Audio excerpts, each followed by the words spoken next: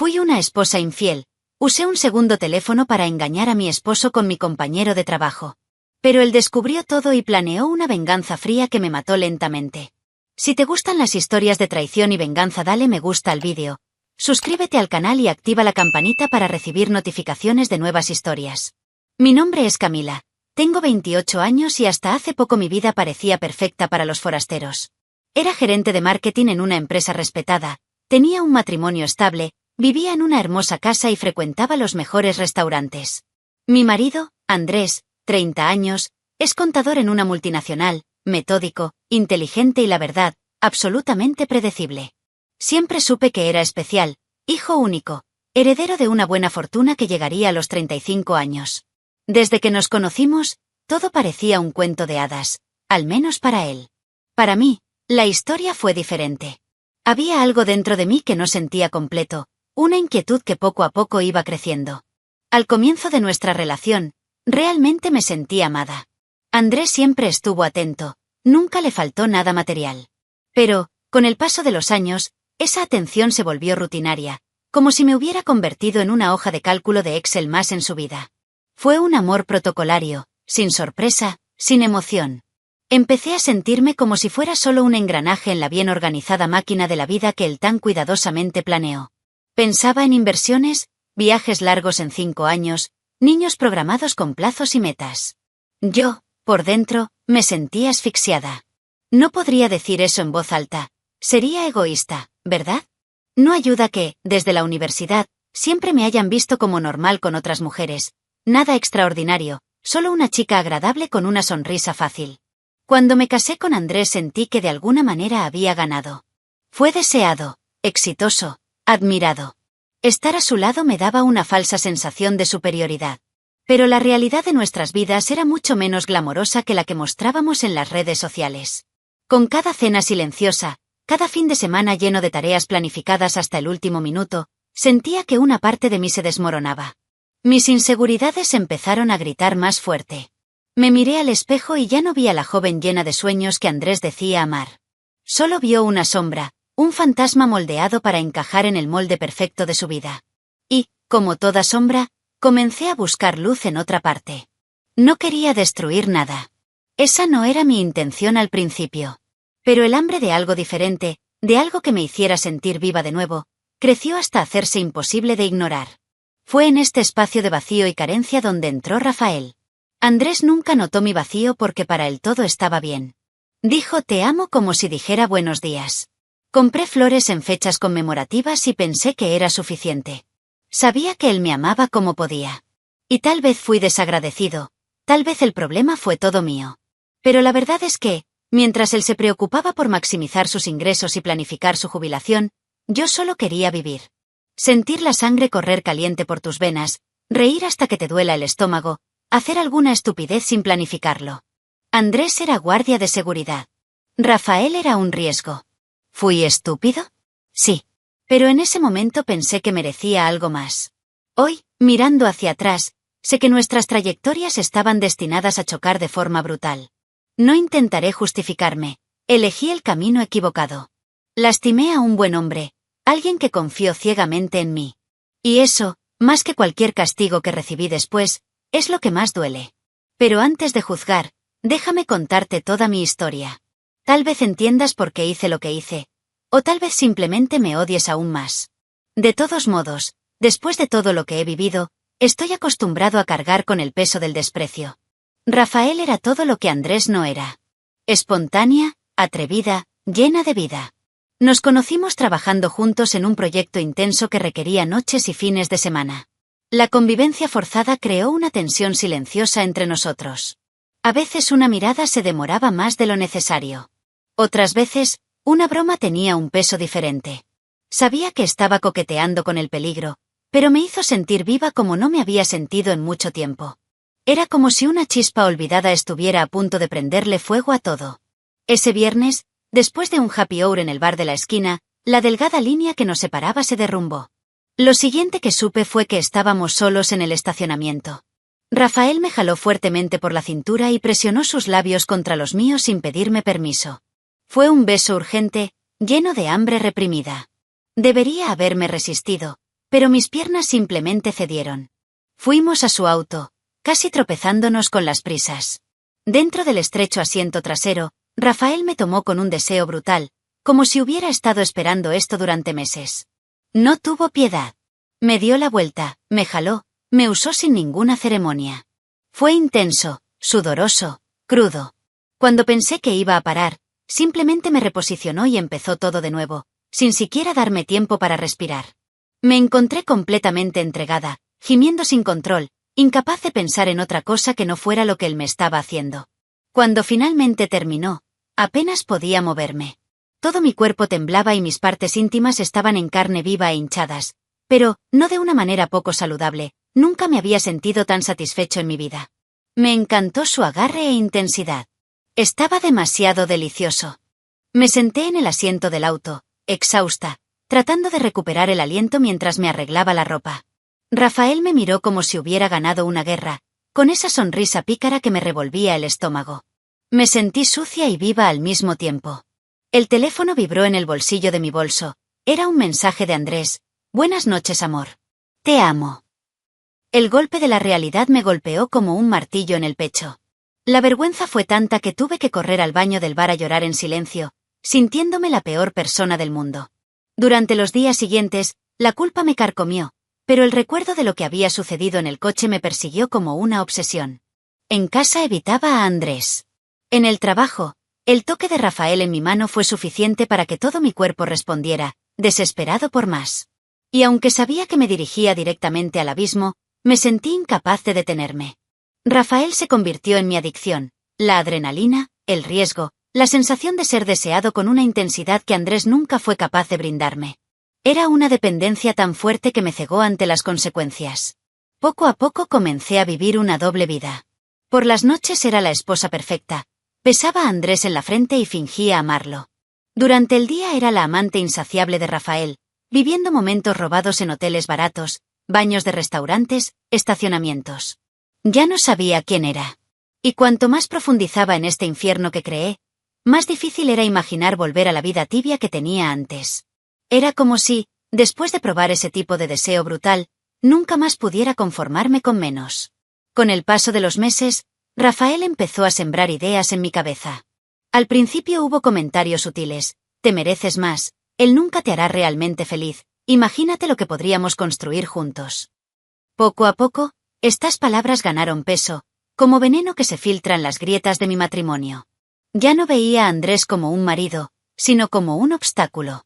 Rafael, siempre persuasivo, habló de libertad, de empezar una vida desde cero y, por supuesto, de la fortuna que Andrés heredaría dentro de unos años. Fue tentador. Y en el fondo quería creer que el amor justificaba cualquier cosa. Una tarde, tumbado en la habitación de un motel barato, Rafael lanzó la propuesta con una naturalidad aterradora. ¿Por qué no te separas de él ahora? Tienes derecho a la mitad de todo. Estaba en shock. Hasta entonces, todavía fantaseaba con mantener los dos mundos separados. Pero Rafael fue más allá. Nos propuso recurrir a un abogado amigo suyo, que ya sabía hacer que todo pareciera amigable. Me inquietó, pero también despertó una ambición latente. Era feo admitirlo, pero después de tanto tiempo siendo solo la esposa de Andrés, quería algo propio. Comenzamos a diseñar la separación como si fuera un proyecto de marketing. Rafael dijo que tenía que guardar las apariencias hasta dar el paso final. Seguir sonriendo, besando, siendo la esposa perfecta, mientras, entre bastidores, preparábamos todo. El plan era simple: esperar la firma de una nueva inversión que Andrés estaba negociando y luego solicitar el divorcio, alegando abuso emocional. Rafael dijo que el susto haría que Andrés aceptara un trato generoso, para no manchar su imagen. Sabía que estaba mal. Pero estaba tan inmerso en ese nuevo mundo que ya no sabía distinguir entre el bien y el mal. Con el tiempo, comencé a despreciar silenciosamente a Andrés. Cada conversación, cada toque, me irritaba profundamente. Hablaba de viajes, inversiones, niños, y yo solo pensaba en lo pronto que todo terminaría. La amargura crecía cada día. Empecé a tratarlo con frialdad disfrazada de cansancio. Y, por supuesto, Rafael siempre estuvo ahí, recordándome que merecía más, que pronto todo sería diferente. Quería creer. Realmente lo quería. Quizás para justificarme a mí mismo la monstruosidad de lo que estábamos haciendo. Pero Andrés no era tonto. Comenzó a notar los cambios.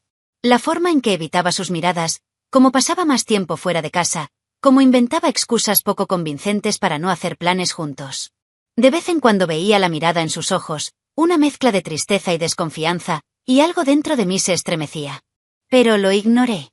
Me convencí de que era por una causa justa, que todo estaría bien cuando terminara. Yo aún no lo sabía, pero Andrés ya estaba un paso adelante. Y yo, cegado por la codicia y la adrenalina, seguí cavando mi propia tumba. Pensé que controlaba el juego, pero en realidad era solo una pieza. Rafael no quería una vida conmigo, quería una porción de lo que tenía Andrés. Y yo, tontamente, serví de puente para eso. Me dejé utilizar, manipular por falsas promesas y el hambre insaciable de experimentar algo diferente. Ya no era la víctima. Ya no era la esposa emocionalmente traicionada. Fui la traidora, la cómplice, la artífice de la destrucción de un hombre que solo me ofrecía amor y estabilidad. Y al final, el precio que pagué fue mucho mayor de lo que jamás hubiera imaginado. La noche en que todo se vino abajo empezó como cualquier otra. Llegué tarde a casa, con la vieja excusa de una reunión interminable. Andrés me esperaba sentado en el sofá, con 2 copas de vino sobre la mesa, como intentando mantener cierta apariencia de normalidad. Cuando me acerqué, extendió la mano y, con una sonrisa fría, me entregó algo que hizo que se me revolviera el estómago. Era mi segundo celular. El que escondí en el falso forro de mi bolso. La que utilizamos exclusivamente para hablar con Rafael, intercambiar desnudos, vídeos y planificar nuestra vida juntos. Perdí el terreno. Intenté quitarle el dispositivo de la mano, desesperado, pero él retrocedió con calma. «Hoy olvidaste esto en el auto», dijo con voz gélida. Cuando desbloqueé mi celular sin contraseña, porque nunca puse una en mis prisas, todas nuestras conversaciones, fotos y vídeos quedaron ahí, expuestos.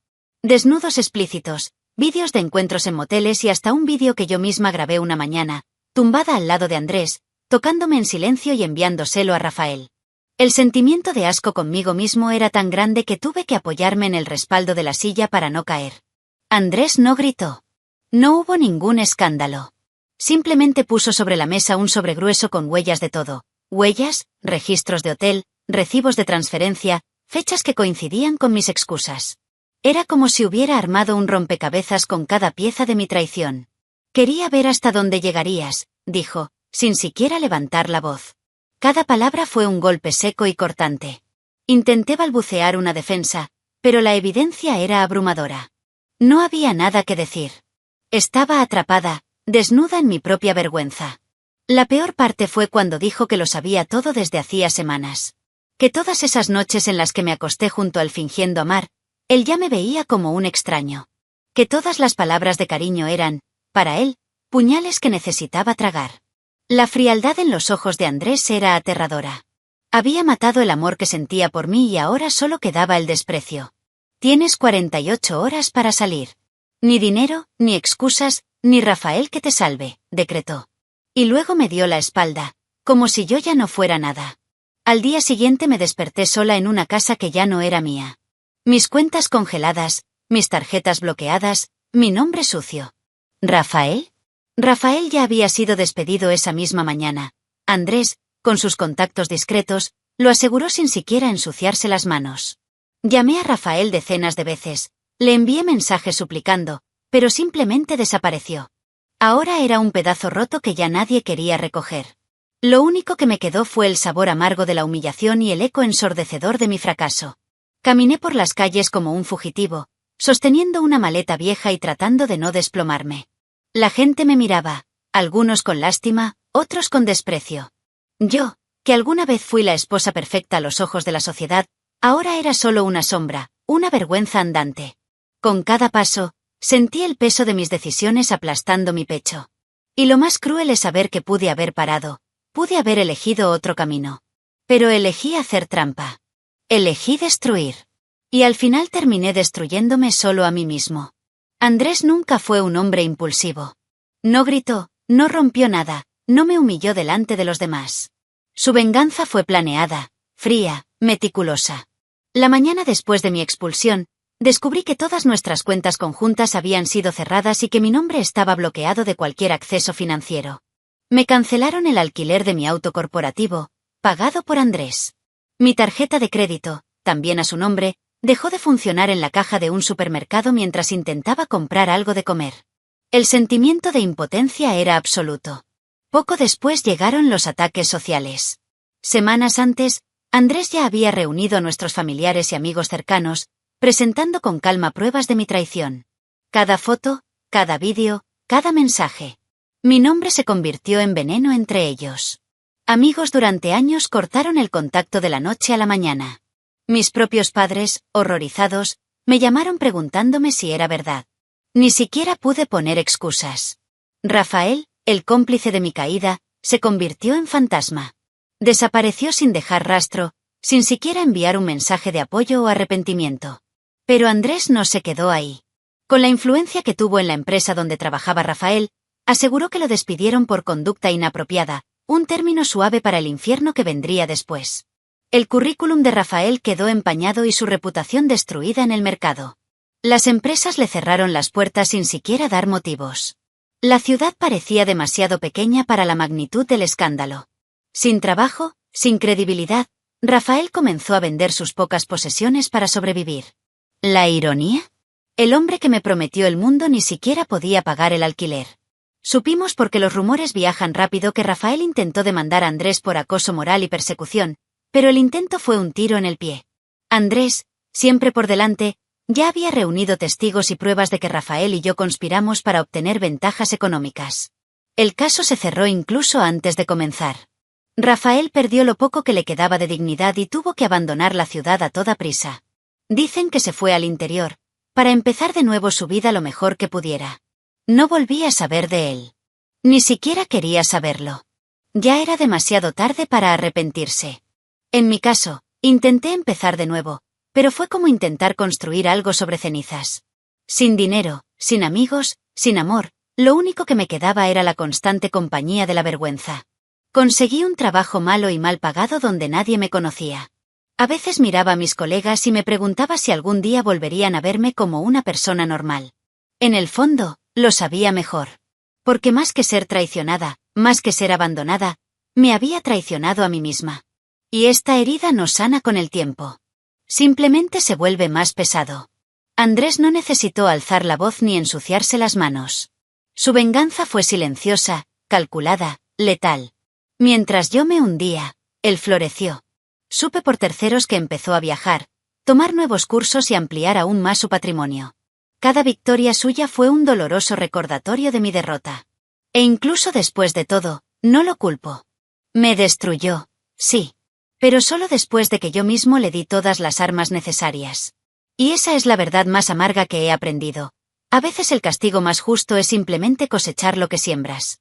Después de la tormenta que provocó Andrés, Rafael todavía intentó resistir, como si pudiera salvar algo de su propia reputación.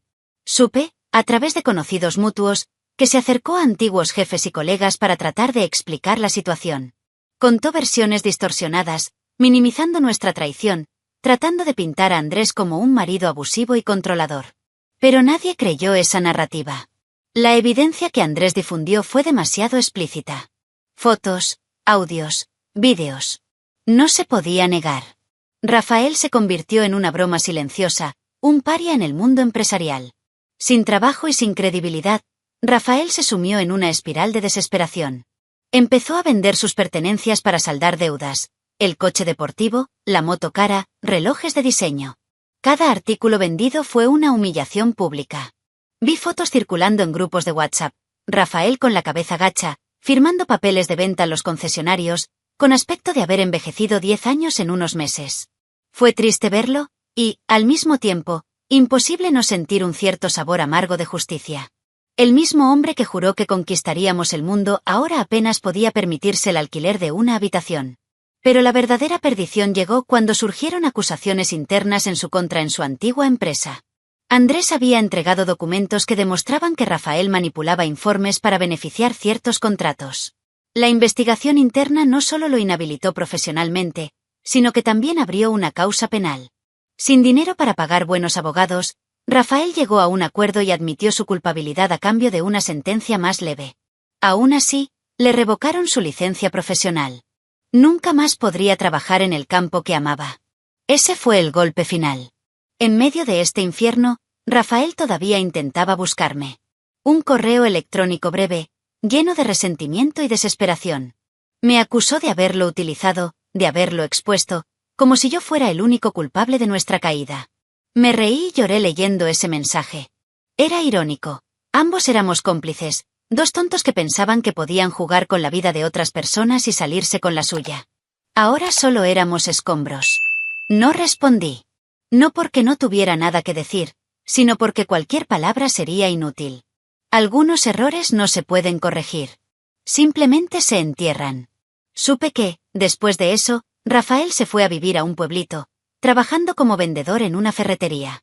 Un destino tan banal para alguien que se creía invencible. Amigos en común dijeron que apenas hablaba de su pasado, que incluso evitaba usar su nombre completo. Intenté desaparecer, reconstruir algún fragmento de dignidad. Tal vez incluso lo haya logrado. No sé. Y, sinceramente, ya no me importa. Rafael fue mi cómplice, mi amante, mi verdugo. Hoy es solo un recuerdo amargo que prefiero dejar enterrado.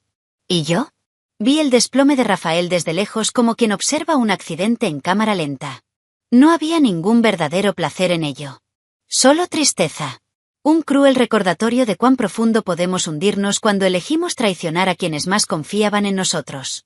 Rafael fue mi ruina, pero también fue mi reflejo. Cada elección equivocada, cada mentira, cada acto impulsivo. Él era el retrato de lo que yo también me había convertido.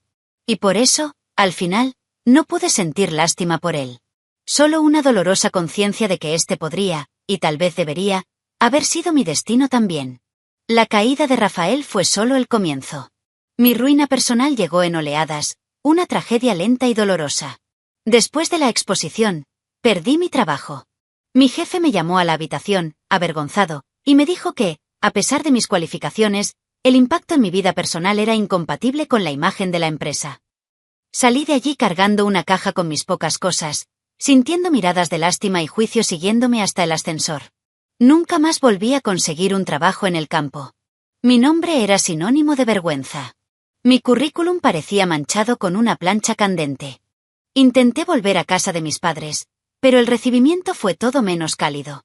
Ellos, que antes me llamaban el orgullo de la familia, ahora apenas podían mirarme. Mi padre no dijo una palabra, solo sacudió la cabeza en silencio, como si se arrepintiera de haber invertido tantos años en alguien como yo. Mi madre intentó ser más diplomática, pero su voz ahogada la traicionó. En menos de una semana entendí que allí no era bienvenido. Encontré una pensión barata en el centro de la ciudad, compartiendo baño con desconocidos, durmiendo escuchando el ruido del tráfico y las peleas en la calle. Las redes sociales, que solían ser un escenario para fotos de viajes y cenas caras, se han convertido en mi infierno personal. Cada me gusta perdido, cada comentario desagradable, cada amistad rota era una nueva puñalada.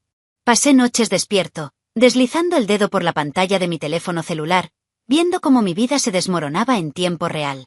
Las personas que pensaba que eran amigos se reían a mi costa. Circularon memes con insinuaciones de que todos sabían para quién eran. Eliminé mis cuentas. Pero el daño ya estaba hecho. No puedes borrar Internet. Y tampoco puedes borrar la vergüenza de ser quien te convertiste. Intenté involucrarme con otras personas, buscando alguna distracción, alguna solución al vacío que sentía. Pero no funcionó. Ningún hombre quería nada serio conmigo después de descubrir quién era. Y quienes aceptaron salir conmigo parecían más interesados en la fama que llevaba que en quién era realmente. Me convertí en un juguete roto y desechable. Cada encuentro fue un doloroso recordatorio de que había pasado de ser Camila, la mujer interesante, a ser simplemente Camila, la adúltera. Fue solitario. Fue humillante. La soledad se convirtió en una compañera constante. Me acostumbré a cenas para uno, domingos vacíos, cumpleaños sin mensajes. Me acostumbré a mirar mi celular y ver la pantalla negra. Al principio todavía albergaba una pequeña esperanza de redención. Pensé que tal vez con el tiempo todo se calmaría. Pero él no se calmó. El tiempo no lo cura todo. Algunas cicatrices se convierten en heridas abiertas que simplemente aprendes a llevar. Y yo cargué con la mía, día tras día, mirando hacia atrás y entendiendo, con dolor, que nunca volvería a ser quien era. Hoy, cuando pienso en Andrés, siento una mezcla de pesar y agradecimiento. Arrepentimiento por traicionarlo de la manera más baja posible. Gratitud porque, a pesar del dolor, no me destruyó de una vez por todas. Me dejaste vivo para que pudiera cargar con el peso de mis errores. Y este es el castigo más duro de todos. Despertar cada día sabiendo que destruí todo lo bueno que había en mi vida. No por necesidad. No por venganza. Pero por elección. La peor elección que he hecho. Fue en una tarde cualquiera, de esas en las que ni siquiera imaginas que el pasado te atropellará, que volví a encontrarme con Andrés. Estaba en un pequeño evento de networking, tratando de reconstruir de alguna manera mi carrera. Llevaba un vestido discreto, maquillaje ligero, tratando de parecer más segura de lo que me sentía. Fue en uno de los pasillos donde nuestras miradas se encontraron. Por un momento, el mundo pareció detenerse. Él estaba allí, impecable como siempre, rodeado de gente sonriendo, irradiando éxito. A su lado, una bella y elegante mujer se rió de algo que él le susurró al oído. Mi corazón cayó en mi pecho. Intenté esconderme y girar hacia el otro lado, pero ya era demasiado tarde. Andrés me vio. Sus ojos me recorrieron como si yo fuera solo parte del mueble. Sin ira, sin tristeza. Simplemente indiferencia total. Eso dolió más que cualquier insulto. Di un paso vacilante hacia él, todavía lo suficientemente tonto como para intentar conversar. Tal vez disculparse, tal vez simplemente ser escuchado. Pero Andrés se volvió hacia la mujer que estaba a su lado y, con una suave sonrisa, la alejó de mí, como si yo fuera invisible. Me quedé allí, sintiéndome como un niño perdido en un centro comercial. Se me hizo un nudo en la garganta, pero me obligué a no llorar. No delante de él. No otra vez. Los vi desaparecer entre la multitud y me di cuenta de lo irrelevante que me había vuelto para él. Andrés ya no se arrepintió. Guardar rencor requiere sentimiento. Ya no sentía nada por mí. Yo era solo un viejo error que él había superado. Y esta comprensión fue tan devastadora como todos los castigos que había enfrentado hasta el momento. Salí del evento a toda prisa, ignorando miradas de lástima y susurros. Caminé por la calle sin rumbo, tratando de encontrar aire en medio de la avalancha de recuerdos. Cada paso hacía eco de los recuerdos de lo que había perdido. Cenas, viajes, risas, planes futuros. Todo destruido por elecciones egoístas e impulsivas. Me pregunté, por enésima vez, en qué momento exacto me había perdido. Y por primera vez acepté que quizás nunca volvería a verme. Algunas caídas son permanentes. Llegué a casa y lloré como no había llorado en meses. No por ira, no por vergüenza. Pero de luto. Lucho por la vida que podría haber tenido. Por el amor que tiré. Por el respeto que nunca recuperaría. Entendí que, al traicionar a Andrés, no traicionaba solo a un hombre. Me traicioné a mí misma, traicioné a la mujer que pude haber sido. Y ahora, lo único que me quedaba era vivir con esta sombra que yo mismo creé. La soledad dejó de ser un castigo impuesto y pasó a ser una elección inconsciente. La vida continuó. Para él. Y para mí solo había vacío. Hoy evito los lugares donde podría volver a encontrarlo. No porque todavía lo ame, ese tiempo ya pasó, sino porque duele demasiado recordar quién era yo a su lado.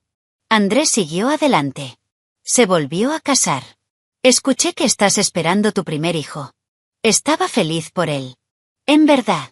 Porque se lo merecía. Se merecía un final feliz. En cuanto a mí, bueno, sigo caminando. En silencio. Con la esperanza de que algún día yo también merezca algún tipo de redención, aunque sé que algunas cicatrices son eternas.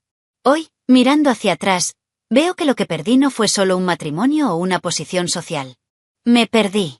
Perdí a la mujer que soñaba en grande, que creía en la lealtad, que estaba orgullosa de lo que había construido. La traición no fue solo física, sino espiritual. Me destruí de adentro hacia afuera, un acto de autosabotaje que ni siquiera el tiempo pudo borrar. Cuando engañé a Andrés creía que buscaba libertad, aventura, pasión. En realidad, simplemente estaba cavando el hoyo en el que caería y me enterraría. Sé que muchos nunca entenderán mi versión. Y, sinceramente, ya ni siquiera espero comprensión. Cada juicio que recibo es merecido. Cada puerta que se cerró es justa. La traición no es solo un error espontáneo, es una decisión que mata una parte de alguien que confió en ti. Y la pieza que maté en Andrés era demasiado grande para restaurarla. Sobrevivió. Reconstruyó su vida. Y me quedé aquí, atrapada en el tiempo, atrapada en mí misma, como un alma perdida que se niega a aceptar que la fiesta se acabó. A veces todavía sueño con él. Sueño que estamos sentados en el porche de nuestra antigua casa, riéndonos de tonterías. En mis sueños, Andrés todavía me toma la mano, todavía me mira como si viera el centro del universo. Pero cuando me despierto, la habitación vacía y el silencio me recuerdan que esta versión de mi vida se ha ido para siempre. No hay vuelta atrás. No hay forma de deshacerlo. No hay excusa que reconstruya lo pulverizado. Solo queda vivir con la ausencia y el recuerdo de lo que pudo haber sido. Aprendí de la manera más dolorosa que el amor verdadero no se puede comprar, ni manipular, ni despreciar. Es raro, frágil, precioso. Y una vez que está roto, no lo arreglas. Andrés me dio todo: amor, estabilidad, sueños. Y cambié todo eso por momentos fugaces de adrenalina. Por migajas de pasión. Hoy la adrenalina se ha ido. El vacío permaneció. Y, de todas las pérdidas que he acumulado, perder el amor verdadero fue, y siempre será, la que más me perseguirá hasta mi último día. No busco la redención con palabras bonitas. Tampoco espero que nadie que lea esto sienta lástima por mí.